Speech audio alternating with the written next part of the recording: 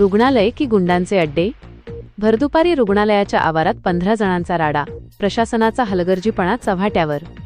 अंबड, जालना रुग्णालय हे रुग्ण आणि त्यांच्या नातेवाईकांसाठी एक सुरक्षित आश्रयस्थान मानले जाते. मात्र अंबड येथील सरकारी उपजिल्हा रुग्णालयाचा परिसर गुरुवारी दुपारी गुंडांच्या राड्यामुळे रणांगण बनला. जमिनीच्या वादातून 15 जणांच्या टोळक्याने रुग्णालयाच्या आवारात घुसून दोघांना बेदम मारहाण केली आणि दगडफेक केली.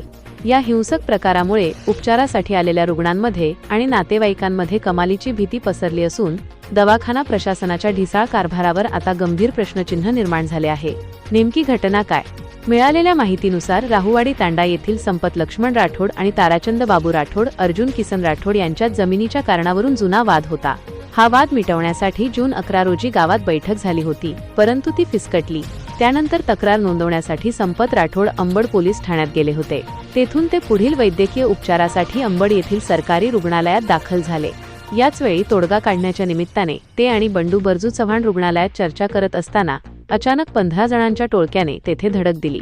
रुग्णालय परिसरात दगडफेक, रुग्णजीव मुठीत धरून पळाले. रुग्णालयात गोंधळ सुरू झाला तेव्हा काही कळायच्या आतच मोहन साहेबराव राठोड, प्रकाश अर्जुन राठोड, युवराज कनू राठोड, संतोष कनू राठोड, रामेश्वर अर्जुन राठोड, विठ्ठल कनू राठोड, किरण युवराज राठोड, करण संतोष राठोड, अर्जुन किसन राठोड, राजकुमार संतोष राठोड, सतीश साहेबराव राठोड, शांतीलाल गोरख राठोड, राहुल गोरख राठोड, संपत नानू राठोड आणि पदम संतोष पवार या 15 जणांच्या जमावाने संपत राठोड आणि बंडू चव्हाण यांना लाथाबुक्क्यांनी मारहाण सुरू केली.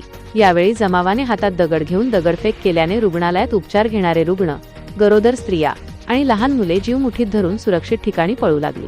या हिंसक प्रकाराने रुग्णालय परिसरातील वातावरण दहशतीचे बनले होते.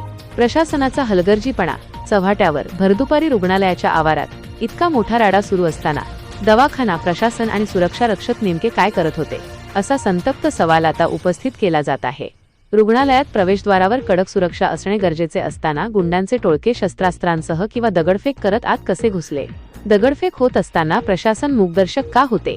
या घटनेने रुग्णालयातील सुरक्षा व्यवस्था केवळ कागदावरच असल्याचे स्पष्ट झाले आहे.